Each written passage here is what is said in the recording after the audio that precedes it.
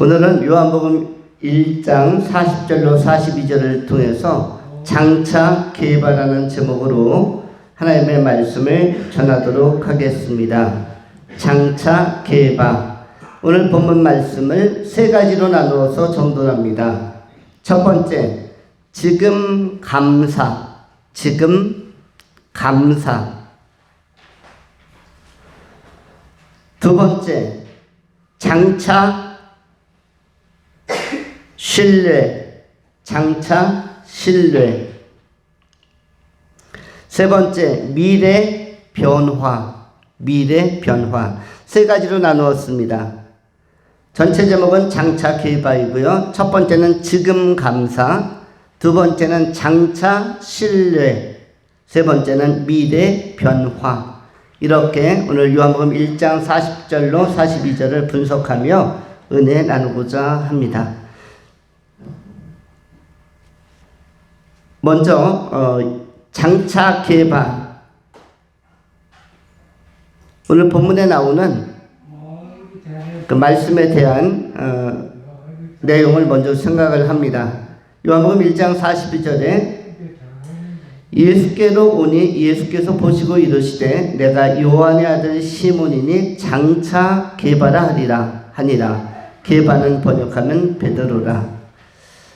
우리는 장차라는 단어를 먼저 생각하고 그 다음 순서로 계바를 생각하고 그 다음 단계로 왜 계바로 이름이 바뀌었는지 변화의 과정들을 소개하려고 합니다. 먼저 생각하는 것은 장차에 관한 것입니다. 이것은 지금 감사로 우리가 내용을 정돈합니다.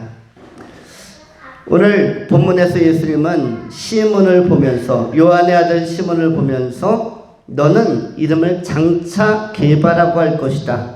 이 말은, 장차라는 말은 지금은 아니다라는 뜻입니다. 지금은 아니다. 계바라는 이름은 장차 차후에 나중에 큰 과정과 변화의 여정을 넘어서서 주어지는 영광스러운 호칭이지, 계바라는 것은, 베드로라는 이름은 쉽게 내가 가질 수 있는 이름이 아니다라는 것이 본문의 장차라는 단어 안에 전제되어져 있는 것입니다. 지금 계바라는 뜻이 아니라 먼저 계바다, 장차 계바다. 그러면 지금 너는 뭐냐? 너는 요한의 아들 시몬이다. 시몬. 요한의 아들 시몬이라는 말은 무슨 뜻일까요? 너는 현재 약점이 많은 사람, 그리고 변화될 영역이 너무 많은 사람, 여기저기 다 손대야 되는 상태.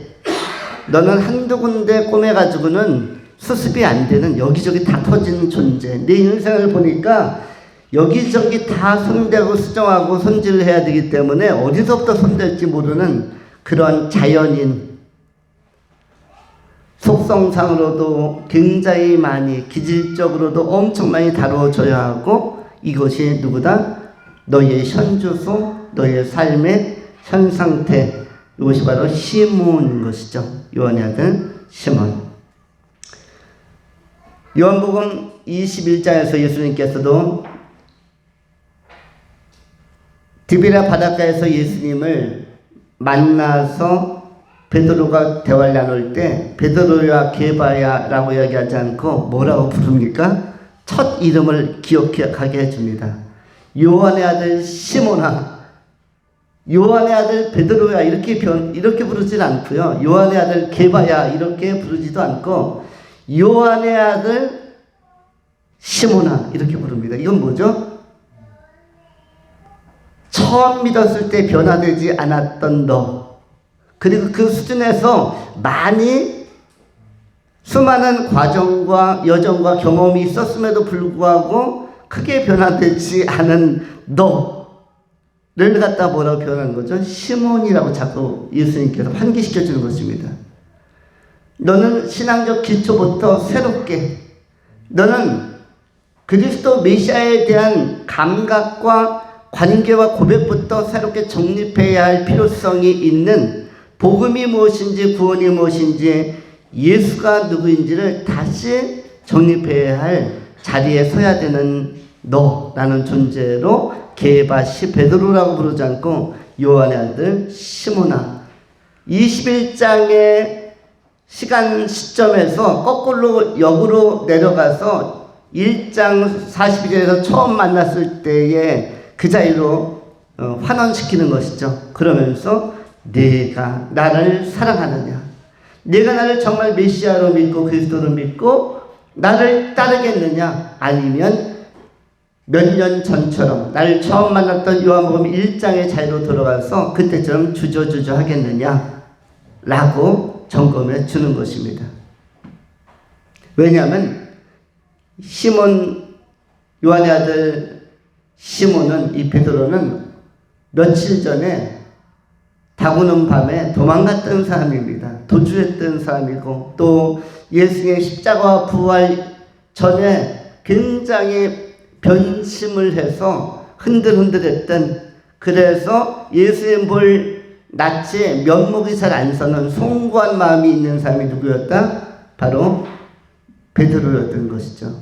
그래서 요한의 아들 시몬이라고 이야기를 하고 베드로 게바라는 호칭을 쓰지 않습니다.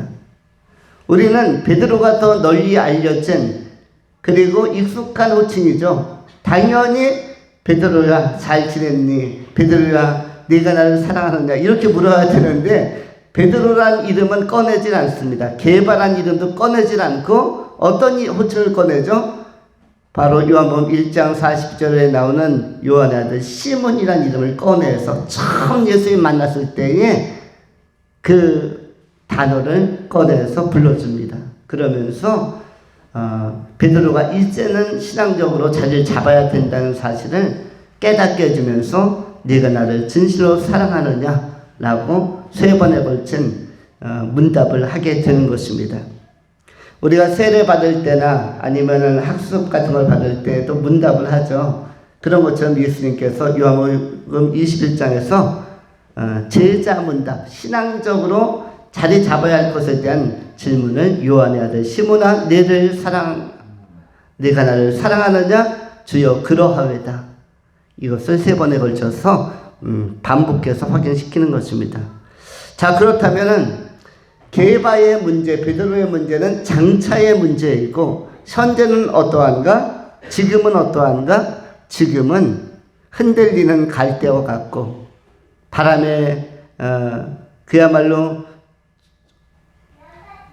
중심을 못 잡는 그러한 낙엽과도 같고, 그 파스칼이라든지 이런 사람이 뭐라고 얘기하죠? 사람을 생각하는 갈대라고 했는데, 갈대처럼 흔들리는, 갈대처럼 가을 갈대, 가을 옥새처럼 바람에 흔들리는 모습으로 인간을 묘사하기도 했는데, 우리는 처음의 모습은 어떻게 하는 것으로 출발한다? 흔들림으로 출발하는 것이 인간의 모습입니다. 오늘 요한복음 1장 41절은 예수님을 처음 만나는 베드로의 모습, 게바의 모습이고, 이 사람의 원래 이름은 요한의 아들 시몬입니다. 그래서 시몬이란 이름으로 유대인들에게 베드로는 더 잘 알려져 있습니다. 이 사람은 현재 게바가 아니라 장차 게바라고 기록되어져 있죠. 이 장차라는 단어가 중요한 단어입니다. 그러면 장차는 다시 점검하기로 하고, 지금은 뭐냐?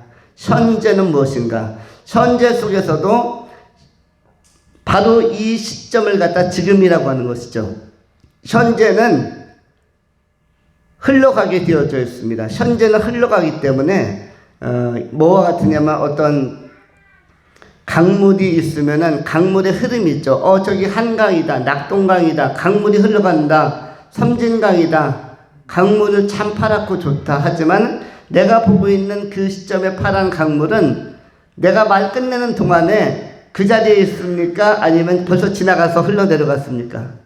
몇 미터 저 밑으로 내려갔을까요? 아니면 저 강물 참 푸르고 맑다라고 외치는 순간 그 강물은 그 자리에 있나요? 내가 외쳤고 바라보았던 강물은 지나갔나요? 지나갔죠. 말 시작할 때와 이 문장이 끝날 때는 벌써 5m, 10m, 20m 강물은 쭉 흘러 내려간 것이고 새로운 강물이 또 들어오는 것이죠. 시간의 흐름도 마찬가지입니다. 그래서 현재 가운데서도 지금 우리가 해야 할 것, 우리는 어디를 사는 것이다? 현재를 사는 것이며 동시에 지금을 사는 것입니다. 다시 표현하면은 오늘은 2022년 9월 25일입니다. 9월 25일은 여러분에게 현재예요, 과거예요, 미래예요? 현재이죠. 현재 중에서도 지금 이 설교를 듣고 현재라고 대답한 것은 과거예요, 현재예요, 미래예요? 현재인데 갑자기 과거로 바뀌었죠. 아니, 현재인데 어떻게 과거가 되었어요? 2022년 12월 25일은 현재라며요. 그런데 현재라고 대답한 그 순간은 지금 현재예요, 과거예요, 미래예요? 현재라며요. 근데 왜 과거라고 갑자기 이야기하시죠? 이와 같이 현재는 흐름을 가지고 저 뒤로 넘어가 있죠. 그리고 새로운 미래가 현재화되는데 미래가 현재화되는 현상을 갖다 뭐라 그러죠? 지금이라고 하는 것이에요. 지금 나 지금 뭐뭐 해야 돼. 나 지금 손을 씻어야 해. 나 지금 밥을 먹어야 해. 나 지금 통화해야 돼.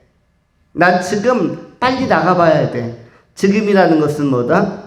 현재 가운데서도 여러분의 행위가 이어지고 있는, 여러분은 지금 뭐 하고 있어요? 예배는 지금 하고 있는 것입니다. 이것은 삶이라고 하는 것이에요. 현재는 과거로 변할 수 있지만 지금은 여러분의 생명과 여러분의 영혼을 담아내고 여러분의 정서를 담아내고 이것은 여러분이 좀 작품으로 만드는, 시간을 작품으로 만드는, 생명화하는 그러한 상태를 갖다가 지금이라고 하는 것입니다. 그래서 지금이라는 용어는 우리의 삶에 있어서 대단히 중요한 개념이라고 할 수가 있습니다. 누군가가 연락이 오면 너 지금 무엇을 해? 지금 우리는 무엇을 하고 있죠? 예배를 하고 있습니다. 지금 우리는 예배를 하고 있다. 그렇다면 우리는 지금의 연속으로 인생을 사는 것이죠. 지금의 연속. 그러면 지금의 우리의 자세는 무엇이다? 지금 요한의 아들 시몬은 예수님을 만나고 있습니다. 예수님을 만나고 있죠. 지금 만나고 있어요. 그런데 지금 우리가 해야 할 일은 뭐다? 감사입니다. 하나님께 감사하면서 하루하루를 살아가는 것입니다. 지금은 왜 감사해야 되는가? 지금은 큰 문제가 없기 때문이에요. 여러분 지금 살아있어요? 죽어있어요? 살아있죠. 살아있는 자는 하나님의 허락 안에 살아있는 것이에요. 하나님의 섭리와 통치와 통제 안에서, 허용 안에서 살아있는 것이기 때문에 지금 살아있는 자, 지금 예배하는 자, 지금 이 말씀을 듣는 자는 해야 할 반응이 딱 하나, 감사입니다. 여러분은 감사할 수 있는 상태를 유지해야 되는 자로 하나님 앞에 자리하고 있는 것입니다. 몸이 좀 아픈 분들도 지금 해야 할 것은 뭐예요? 감사. 그리고 배가 좀 고픈 사람도 지금 해야 할 것은 뭐다? 감사. 지금 해야 할 것은 감사라는 자세입니다. 인생을 살다 보면은 우리는 매일매일의 지금 속에서 무엇을 고민하냐면 장차를 고민합니다. 미래를 고민합니다. 지금은 여러분 문제 없어요. 지금은 가지고 있는 것은 문제가 아닙니다. 지금 가지고 있는 염려는 염려거리가 아닙니다. 왜냐하면 이것은 며칠 후 아니면 몇 달 후, 몇 년 후, 몇십 년 후면은 문제가 아닌 것이 되기 때문이에요. 이것은 염려할 바가 아니고 우리가 지금 가져야 될 것은 문제가 있지만 염려거리도 있지만 그러나 지금 우리의 자세는 뭐다? 감사이다. 이 정도 영역은 전부 다 하나님의 뭐 가운데 있는 것이다? 섭리와 통치와 정륜과 허용 범위 내에서 있는 것입니다. 지금은 내 존재에 영향을 미칠 만한 결정적인 것은 없는 것이에요. 우리는 염려는 다 장차를 염려하는 것입니다. 그래서 성경은 뭐라고 표현합니까? 장차 내일에 관해서 너희가 관점을 달리하기를 바란다. 그것이 마태복음 6장에 나오는 산상수훈의 내용 중에 핵심적인 것입니다. 어떤 표현이 있습니까? 33절로 34절에 성경이 이렇게 말씀을 합니다. 그런즉 너희는 먼저 그의 나라와 의를 구하라. 그리하면 이 모든 것을 너희에게 더하시리라. 그러므로 내일 일을 위하여 염려하지 말라. 내일 일은 내일이 염려할 것이요 한날의 괴로움은 그날로 족하니라. 내일 일은 누가 염려하면 돼요? 내일이란 시간과 공간 안에서 하나님과 내가 내일, 여기서 내일이라는 것은 내일이 될 수도 있고 다음 주가 될 수도 있고 다음 달이 될 수가 있고 내년이 될 수가 있고 수십 년 후가 될 수도 있는데 내일 일은 내일 염려하고 지금 하나님 앞에서 어떤 선택을 할 것인가. 그런데 그 선택의 기초는 무엇이다? 감사입니다. 선택의 기초는 감사이고 선택의 보다 깊은 차원의 심화된 차원의 내용은 예배자로 서는 것입니다. 예배적 감각을 가지고 살아가는 것, 즉 감사하는 것, 이것이 하나님 앞에 산 자의 가장 좋은 자세라고 할 수가 있습니다.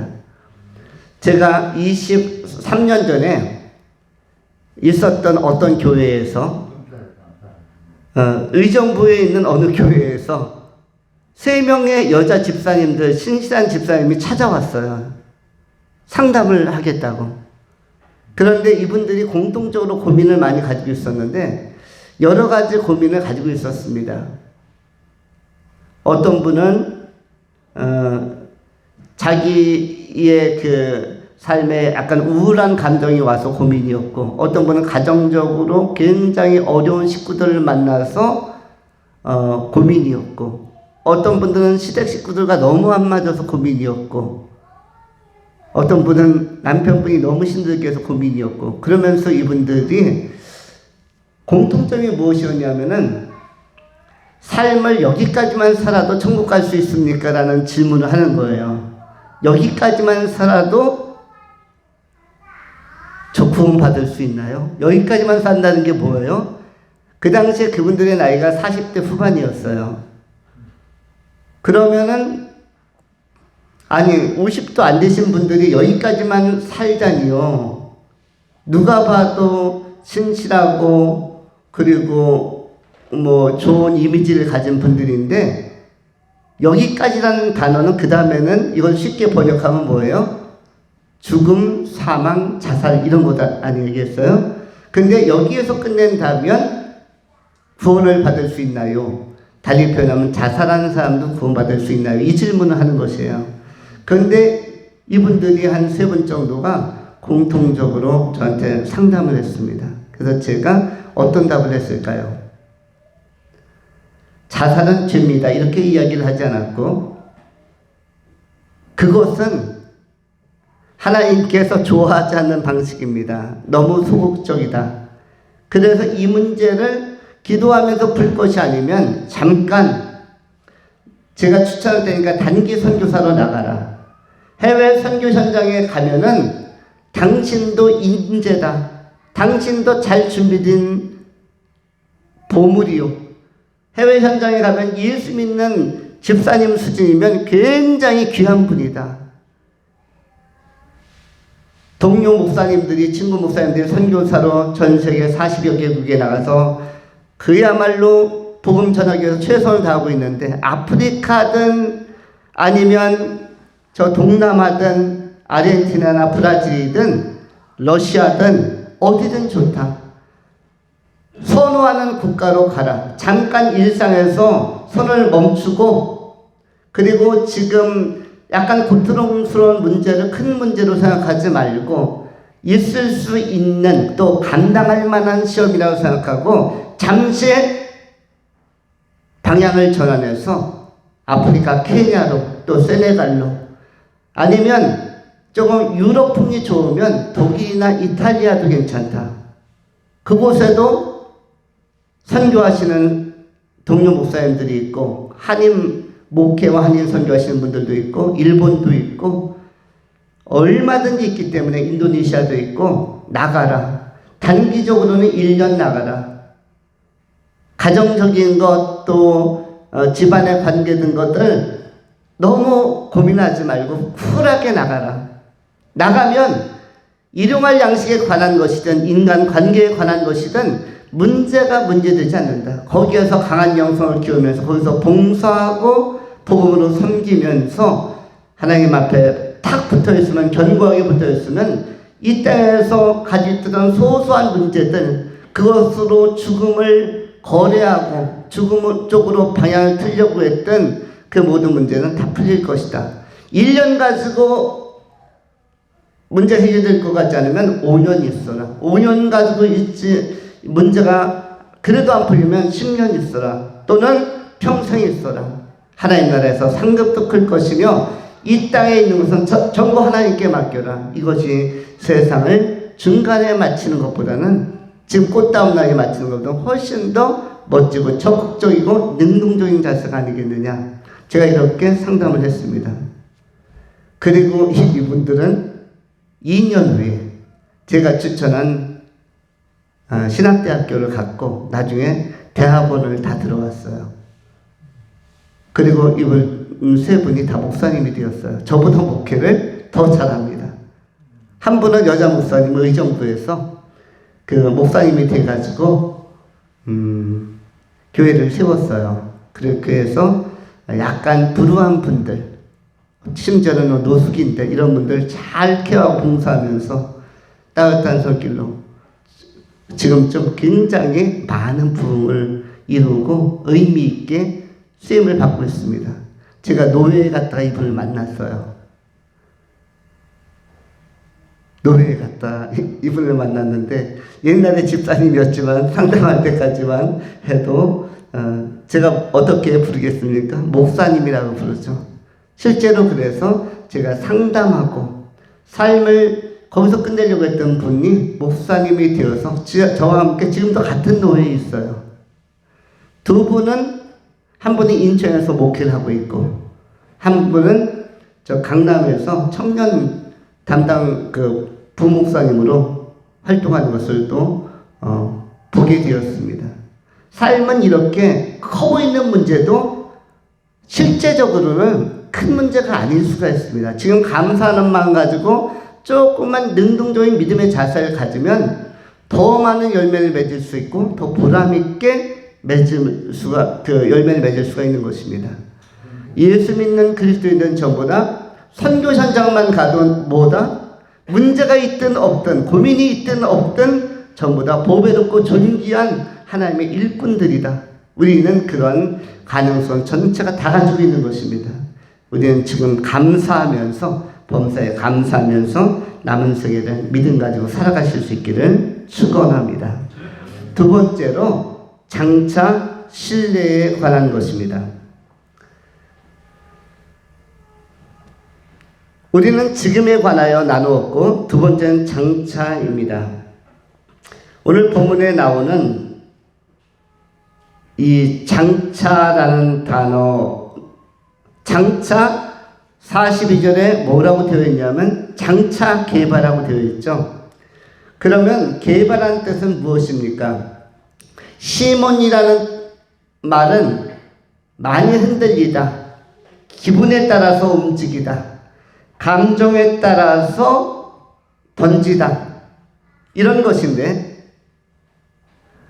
개발하는 말은 아시는 것처럼 아람어로는 게바이고 헬라어로는 페트라인데 페트라는 달리 표현하는 베드로이죠. 그래서 게바와 베드로는 같은 뜻입니다. 그런데 아람어로서는 게바라고 부르는 것이고 헬라어로는 페트라 내지는 베드로라고 하는 것이죠. 게바라는 단어는 구약 성경 히브리어로는 케파 또는 케파스 이런 것인데, 이건 언덕이란 뜻이고, 신약으로 넘어오면 반석이란 뜻. 언덕 가운데도 돌로 탄탄하게 형성된 언덕, 너무나 견고해서 흔들림이 없는 아주 균형을 잘 잡은 언덕, 이것을 큰 바위로 형성된 언덕을 게바라고 하는 것이죠. 페트로라고 이야기하고 그것을 페트라라고도 표현하는 것입니다.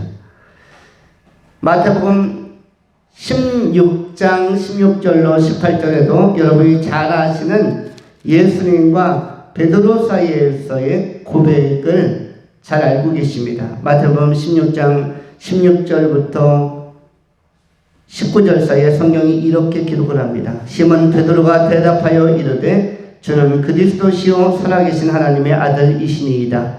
예수께서 대답하여 이르시되 바요나 시몬아 내가 복이 있도다. 이를 네게 알게 하니는 혈육이 아니요 하늘에 계신 내 아버지시니라. 또 내가 네게 이르노니 너는 베드로라. 내가 이 반석 위에 내 교회를 세우리니 음부의 권세가 이기지 못하리라. 내가 천국 열쇠를 네게 주리니 네가 땅에서 무엇이든지 매면 하늘에서도 매일 것이요 네가 땅에서 무엇이든지 풀면 하늘에서도 풀리리라. 이렇게 말씀하셨습니다. 그런데 여기서도 주목해 볼 내용이 있습니다. 이 마태복음 16장에서도 예수님은 뭐라고 얘기합니까? 여기에서 16장 16절에서 베드로라 이렇게 시작하지 않고 시몬 베드로를 붙여줍니다. 시몬 베드로라는 말은, 시몬은 아직도 변화되지 않은, 아직도 흔들리는 이라는 단어이고, 베드로는 그러나 안정감을 찾아가는. 원래 시몬이 대답하여 이르되 내지는 베드로가 대답하여 이르되 이렇게 하나만 써야죠. 그런데 이름을 두 개를 연이어서 쓰고 있습니다. 시몬 베드로가 대답하여 이르되. 여러분 혹시 자기의 이름을 중간에 바꾼 사람이 있습니까? 자기의 이름, 예를 들어서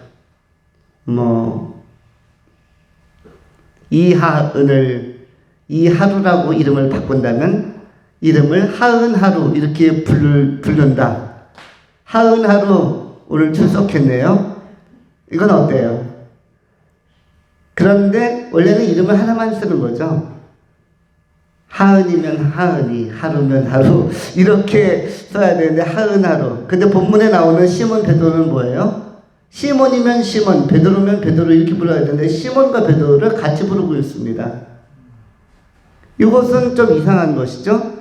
시몬이라고 하는 것은 뭐죠? 아직은 변화가 많이 되지 않은, 아직은 흔들림이 있는, 그러나 뒤에 나오는 베드로는 뭐죠? 그러나 안정감을 찾아가는 과도기에 있는 존재로서의 제자, 바로 시몬 베드로이고, 그러면서 17절에 예수님의 관점은 아직도 시몬이라는 관점이 더 강합니다. 그래서 17절에 예수께서 대답하여 이르시되 바요나 시몬아, 바로 그냥 시몬이라고 불러요. 시몬 베드로라고 부르지도 않죠. 16절에 시몬 베드로가 대답하여 이르되 할 때 이 기록은 누가 한 겁니까? 예수님이 시몬 베드로라고 부른 게 아니에요. 누가 시몬 베드로라고 불렀습니까? 마태라는 저자가, 마태복음을 쓴 마태라는 저자가 베드로를 부를 때에 시몬 베드로라고 부른 것이지, 17절에 예수님이 직접 부른 것은 어떻게 되어 있습니까? 예수께서 대답하여 이르시되 바요나 시몬아 네가 복이 있도다. 바요나 시몬아 네가 복이 있도다. 시몬이라고 그냥 불러요.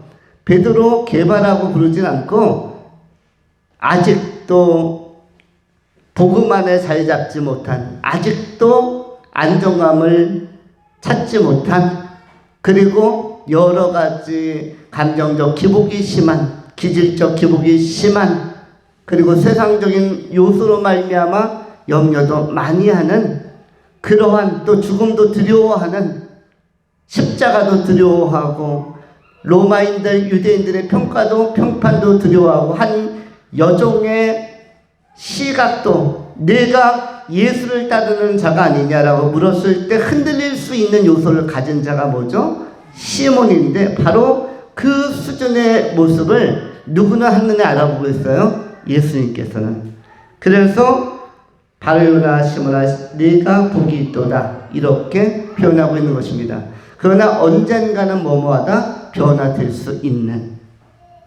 장차 하나님은 이 시몬을, 흔들리는 시몬을 뭘로 바꾸는 것이죠? 안정감 있는 바위와 같은 반석에 세워진 교회의 기둥처럼 쓰임받는 그러한 신앙적으로 헌신되어진 게바로 페트로로 삼으시겠다라고 약속하고 있는 것입니다. 요한복음에는 좀 독특한 것들이 많이 나오는데 이 상징적인 예언이 많이 나옵니다. 바로 장차 이루어질 일에 대해서 미리 이야기하는 것도 상징적 예언이죠. 예를 들어서 상징적 예언 여러 가지가 나오는데 예수님께서 요한복음에는 갈릴리에 3번 가신 것으로 나와 있기도 하고 또 유월절을 3번 지키신 것으로 나와 있기도 하고 또 십자가에서 딱 3번의 말씀을 선포하기도 하고 그런가 하면은 7이라는 숫자가 요한복음에 또 상징적으로 많이 나옵니다. 7가지 이적을 베푸십니다. 예를 들어서 가나의 혼인잔치 물로 포도주를 만드는 이적이라든지 오병이어의 이적이라든지 왕의 신하의 아들을 고치는 이적이라든지 이런 이적이 7가지에 걸쳐서 나옵니다. 그런가 하면 나는 누구누구이다. 나는 포도나무요 너희는 가지이다. 이른바 에고에임이라고 하는 나는 누구다라는 자기선언, 메시아의 자기선언을 7번을 합니다. 나는 누구누구이다. 나는 세상의 빛이다. 나는 누구누구이다. 에고에임이 나는 누구라고 정확하게 밝히는 자기의 신분을 메시아 그리스도로 명시적으로 공개적으로 밝히는 것이 7번에 걸쳐서 나오고 있는 것이죠. 이래서 예수님께서 상징적으로 자기를 드러냅니다. 세상 가운데 무엇으로? 신적인 메시아 하나님의 아들 유일한 구원자 구세주로서 자기를 명시적으로 공개적으로 드러내고 있는 것입니다. 또한 요한복음에는 뭐가 나타나죠? 담론과 대화가 나타나요. 그리고 변론이 나타납니다. 요한복음 3장에서는 누구와의 대화가 길게 나와 있죠? 니고데모와의 대화. 니고데모와의 대화. 한 사람과의 대화, 특별히 구원론을 다루는 소재로 구원에 관하여 중생과 거듭남에 대하여 강조적으로 일반적인 인간의 인식을, 생각의 틀을 깨버리는 중생, 본 어게인, 거듭남에 관한 것을 최초로 이야기를 합니다.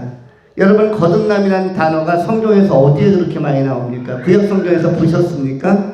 신약 성경에서도 내가 거듭나지 아니하면 하나님의 나라 천국을 볼 수 없느니라, 들어갈 수 없느니라, 이것이 어디에 나오죠? 어디에도 잘 나오지 않아요.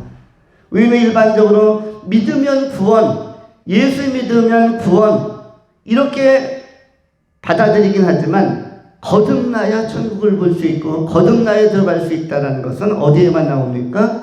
요한복음에만 나오죠. 특별히 3장의 니고데모와의 대화에서 나옵니다. 성령으로 거듭날 것을 강조해주고 있죠. 그런가 하면 또 누구와 깊게 예배에 대하여, 구원에 대하여, 그리스도인의 정체성에 대하여 또 변론을 하며 길게 대화를 나누죠.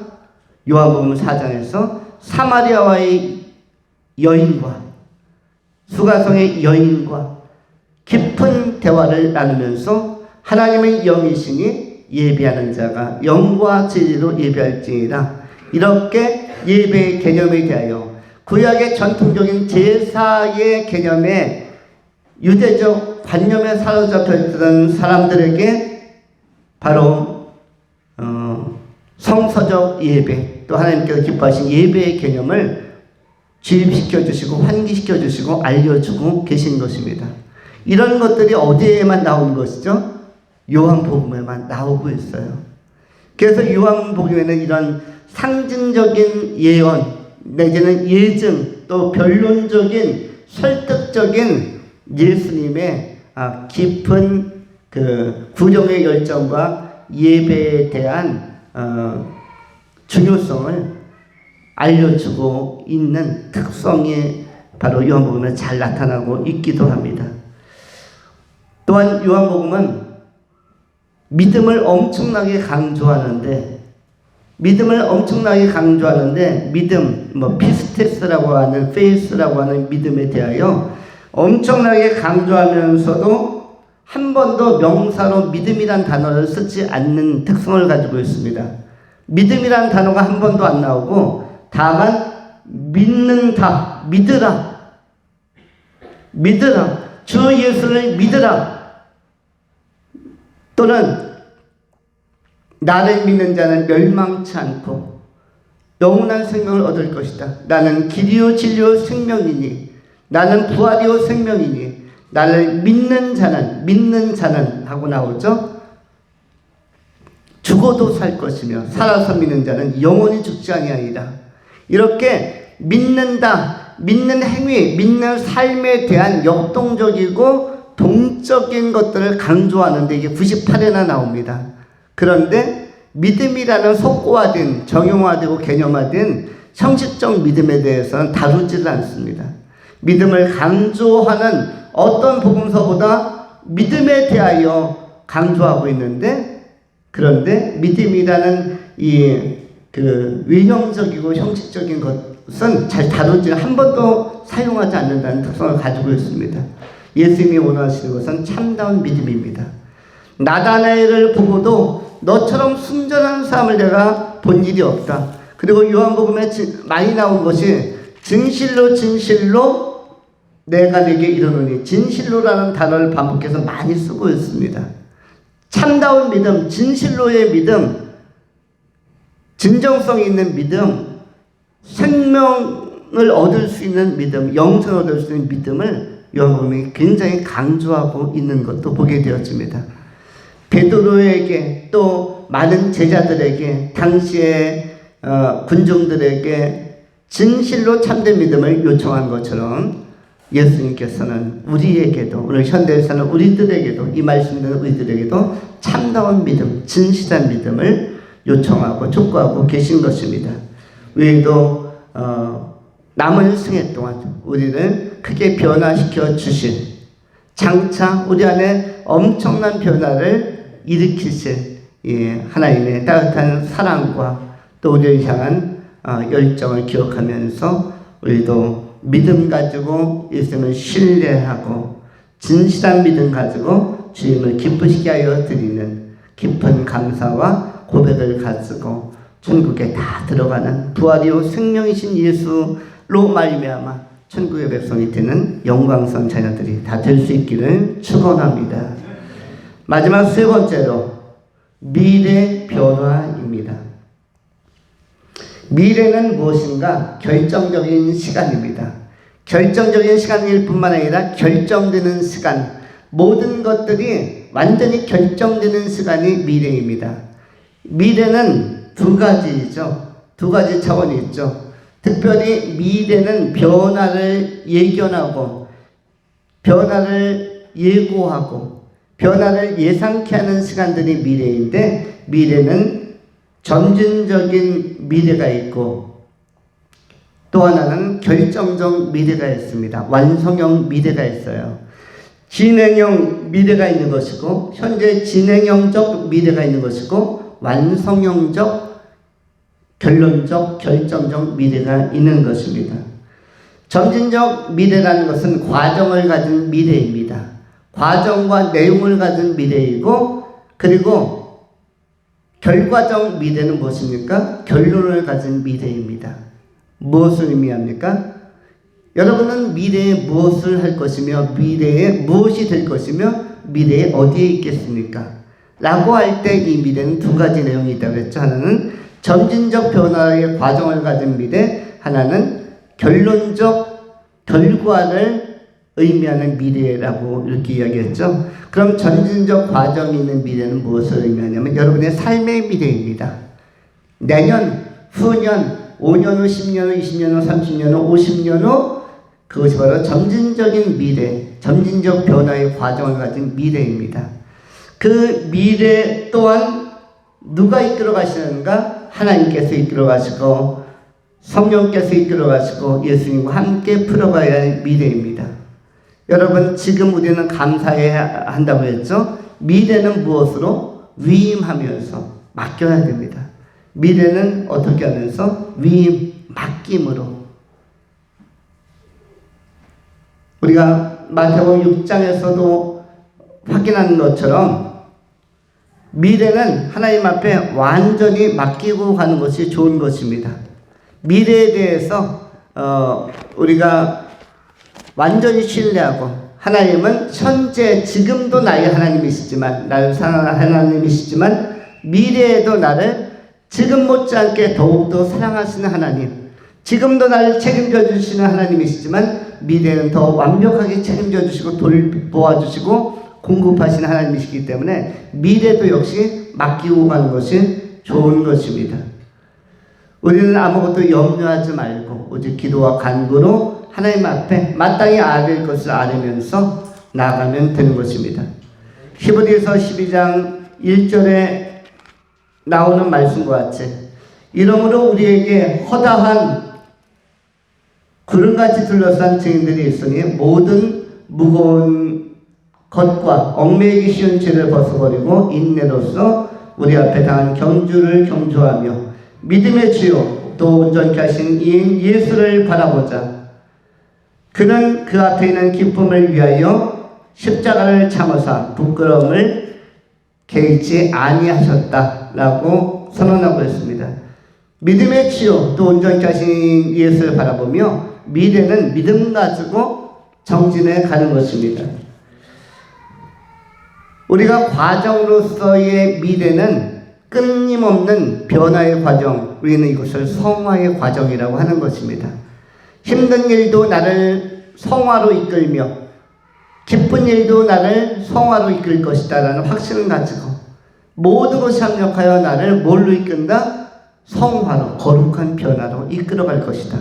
그리고 흔들렸던 나를 반석 위에 세워놓는, 계바로 세워나가는 장차적인 예수님의 예언이 나에게도 현실이 되는, 베드로도 나중에 안정감을 찾고 사도행전 이후에 힘있게 복음을 전하고 베드로 전후선을 쓰며 영적 지도자로서 귀하게 쓰임받은 것처럼 그렇게 흔들림이 없는 견고하고 견실한 자로 누구도 세워줄 것이다. 나라는 존재도 세워줄 것이다. 그럼 바위처럼 단단하고 균형 잡고 탄탄한 흔들림이 없는 요소는 무엇인가? 4가지죠. 첫 번째는 천국에 대한 확신입니다. 천국에 대한 확신은 게바처럼, 베드로처럼, 페트라처럼 바위에 단단히 선 것처럼. 여러분, 홍콩 가면은 마천로 높은 빌딩이 많다고 하죠. 또는 뉴욕도 마찬가지입니다만 그렇게 높은 빌딩이 세워지는 이유가 뭐라고 하죠? 일본 가면 높은 빌딩이 없는데 홍콩이나 뉴욕 같은 데 가면 높은 빌딩이 많아요. 100층에서 한 180층까지 막 짓습니다. 이유가 뭐라고 하죠? 집안이 뭐기 때문에? 반석이라서. 돌로 탄탄하게 밑에가 안바도 되어져 있기 때문에 거기엔 기초를 깊게 안 파도 100층 이상 쭉쭉 뽑아서 올릴 수가 있다는 것이에요. 그래서 홍콩이 높은 빌딩이 많고, 그리고 뉴욕 같은 데 높은 빌딩이 많이 있는 것입니다. 밑에가 뭐니까? 반석이니까. 우리의 신앙도 마찬가지입니다. 우리의 신앙이 하나님의 나라에 굉장히 상달될 만한 영성, 그리고 하나님 앞에 고양되어서 잘 쓰임받을 수 있는 이 영적인 성숙도가 가능한 것은 우리의 신앙을 반석에 올려놓을 때 가능해지는 것입니다. 그것 중에 하나가 뭐다? 천국에 대한 확신인 것이죠. 천국에 대한 확신. 하나님의 나라, 아버지의 집에 대한 확신. 두 번째가 무엇에 대한 것이죠? 예수 구원에 대한 확신이죠. 예수가 살아계실 뿐만 아니라 나의 구원자요 나의 모든 죄를 대속해 놓으셨다. 예수에 대한 이 확실성. 베드로가 예수님 앞에서 많이 피해갔던 시절, 좌충우돌했던 시절이 있었죠. 3번이나 부인했던 시절이 있었는데 이런 불확실성을 넘어서서 이제는 확신 있게 오직 예수만을 위하여 살 수 있는 이 확신. 예수만이 길이요 예수만이 진리요 구원이며 예수만이 천국에 갈 수 있는 유일한 통로인 것을 내가 확신하는 것입니다. 이것에 있어서 흔들림이 없는 것. 세 번째는 나의 구원의 문제에 있어서 흔들림이 없는 것. 죄사함에 대한 확신. 우리의 행위가 아니라 예수 그리스도의 대속의 부활, 대속의 피로 말미암아 예수 그리스도의 피값으로 내가 예수 믿음으로 구원을 얻는다라는 이 대속의 믿음으로 우리가 의롭다 된다는 것, 의롭게 된 존재라는 사실에 대한 이 확신, 이것이 또 흔들림이 없어야 될 중요한 내용이고요. 그리고 네 번째는 하나님은 나를 구원하실 뿐만 아니라 나에게 상급을 주신다. 그리고 지금도 나를 사랑할 뿐만 아니라 앞으로 장차 미래에 나를 더욱 사랑하신다. 우리도 내 구주 예수를 더욱 사랑이라고 찬송하지만 하나님 입장에서도 하나님은 나를 장차 어떻게 사랑하시는가? 더 사랑하신다. 더욱 사랑한다.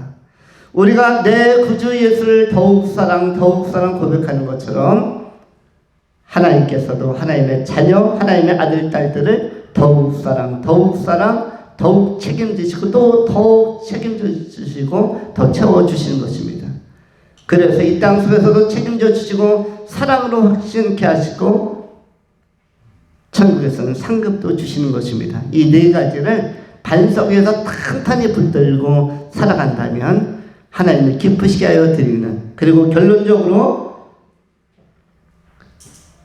우리의 결정적 미래, 우리의 결과적인 미래인 천국 하나님의 보좌 앞에 다 들어가는 영광을 누리게 될 것입니다. 지금 감사, 장차 신뢰, 미래의 변화, 거룩한 변화를 추구하면서 예수님과 동행하는, 승리하는 반석이 탄탄히 선 현대적 개발로서 삶을 살아가시는 귀한 성도님들이 다 될 수 있기를 축원합니다. 기도하겠습니다. 할렐루야. 자비하신 하나님 감사합니다. 오늘도 소망의 말씀을 통해서 우리가 힘을 얻게 하시고 능력을 얻게 하시고 권능을 얻게 하시고 또 기쁨을 누리게 하시니 감사합니다. 생명 말씀 안에서 우리가 흔들림이 없는 견실하고 견고하고 중심이 좋은 그런 그리스도 예수의 귀한 제자들로 잘 쓰임받을 수 있도록 하나님께서 인도하여 주시옵소서. 우리 구주 예수 그리스도의 이름으로 축복하며 감사하며 기도하옵나이다. 아멘.